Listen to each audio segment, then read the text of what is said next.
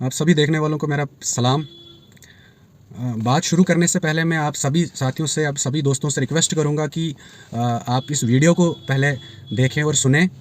मैं इस वक्त नाशरी टनल के पास हूं और यहाँ पर मेरी कुछ ऑफिशियल से बात हुई टोल को लेके। जो सडनली जो टोल यहाँ पर जो 80 रुपये होता था उसको डबल किया गया है, उसके लिए मैंने यहाँ के जो मैनेजर्स थे, हेड मैनेजर्स थे, उनसे बात की कि क्या रीज़न था।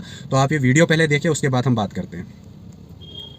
मैनेजर साहब, आप सर ज़रा बताइए कि ये जो टोल डबल हो रहा है जो चिनाब वैली के लोगों के लिए लिया जा रहा है, तो उसका क्या रीज़न है सर? अचानक से जो पहले 80 रुपये देते थे हम, इस टाइम हम 160 रुपये पे कर रहे हैं, तो इसके पीछे वजह बताइए सर। ये हमारे बेसिकली जो टोल पे हम एम्प्लॉयड हैं, हमारे इख्तियार से बिल्कुल बाहर है। जी ये NHAI हेडक्वार्टर्स का इशू है।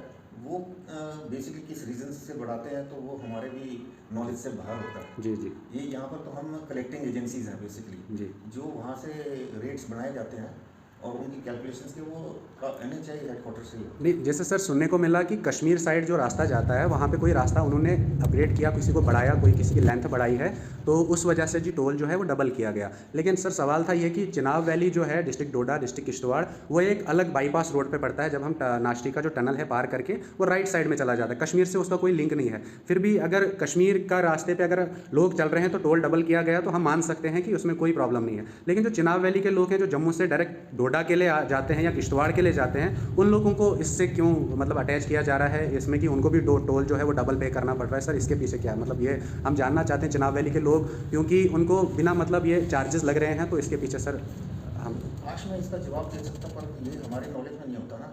ये हम तो बेसिकली ये टोल कलेक्टिंग एजेंसी है यहाँ जी पर, तो जो हमारे को दिए गए रेट्स हैं उस हिसाब से कलेक्ट करना पड़ता है। जी और ये मतलब बहुत हाई लेवल का वो है कि किस रीज़न से बढ़ाया गया और कितना एरिया अब इसमें कवर हो रहा है। तो एग्जैक्ट मुझे कुछ इसका क्लियर बात नहीं पता, तो ये हायर लेवल्स पे बात करके नॉलेज ले सकते हैं।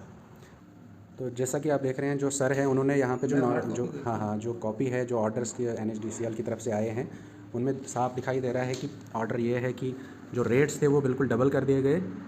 नाश्ती टनल है, वहाँ के जो हेड मैनेजर हैं, मैंने उनसे कुछ सवाल किए। जो टोल अभी सडनली जो टोल हमारा जो डबल कर दिया गया है, पहले 80 रुपये था, अब 160 रुपये कर दिया गया। मैंने इसी के लिए ये सवाल किया था इनसे कि रीज़न क्या है, कि आखिरकार क्यों ये टोल जो है लोगों से डबल चार्जेस किए जा रहे हैं।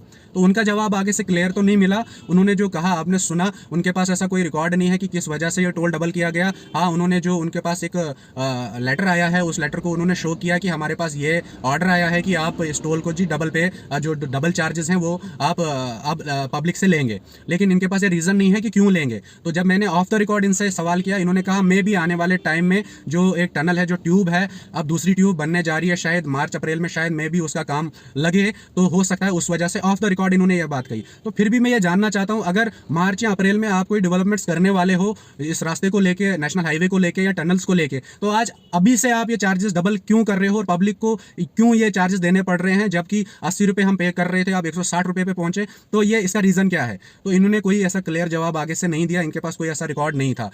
ऑफ द रिकॉर्ड जाके जब मैंने किसी और से भी बात की यहाँ पर, जो यहाँ पर काम करने वाले, उन्होंने कहा कि हो सकता है जो कश्मीर का जो टनल पार करके जो रास्ता आता है, जो हाईवे आता है, उसमें कुछ चेंजेस हैं, कुछ बढ़ाने वाले एरिया, कुछ उसमें अपग्रेड करने वाले हैं, उस वजह से।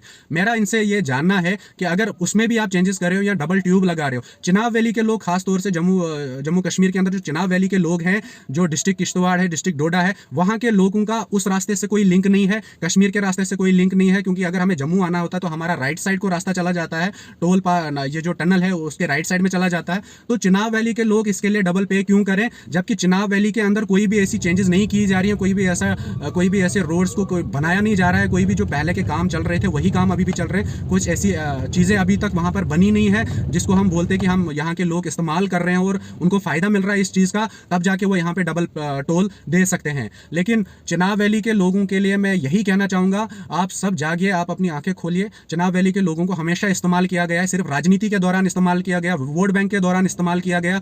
डेवलपमेंट नाम की कोई चीज़ नहीं है चिनाब वैली के अंदर। और आप देख सकते हैं कि हमारे जो पढ़े लिखे भाई बहनें हमारी, वो सब बेरोजगार हैं, उनके पास कोई रोजगार नहीं है। बदकिस्मती की बात है कि 5 से 6 पावर प्रोजेक्ट्स हमारे किश्तवाड़ के अंदर हैं।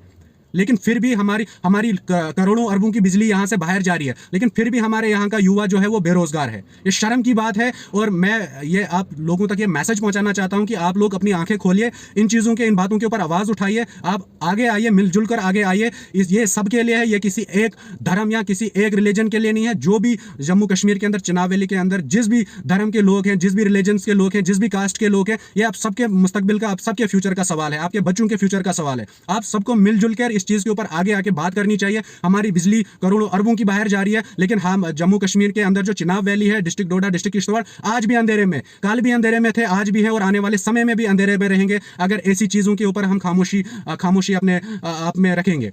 तो मेरी फिर से रिक्वेस्ट रहेगी कि इसके खिलाफ आवाज़ उठाइए, आगे आइए, सोशल मीडिया का इस्तेमाल कीजिए, मिलजुल कर इसके ऊपर जहां पर भी मौका मिलता है सवाल कीजिए, सरकार से सवाल कीजिए, सरकार से मांग कीजिए। सरकार का काम है आपको रोजगार देना, सरकार का काम है आपको हेल्थ फैसिलिटी देना, सरकार का काम है आपको शिक्षा देना। तो आप मांगिए, आप अपना हक अधिकार जो है आप खुलकर आगे आइए और मांगिए। सरकार का हक है, आप टैक्सेस देते हैं, आप अपने टैक्सेस पे करते हैं, आप इस देश के नागरिक हैं, आप इस स्टेट के, इस शहर के नागरिक हैं, आपका अधिकार बनता है। और सरकार जो आप चुन के लाते हैं उनका हक बनता है, उनका काम है कि वो आप तक ये फैसिलिटी पहुंचाए। ये चीज़ आप सबको समझनी चाहिए और इसके आगे आपको बोलना चाहिए। बहुत बहुत शुक्रिया।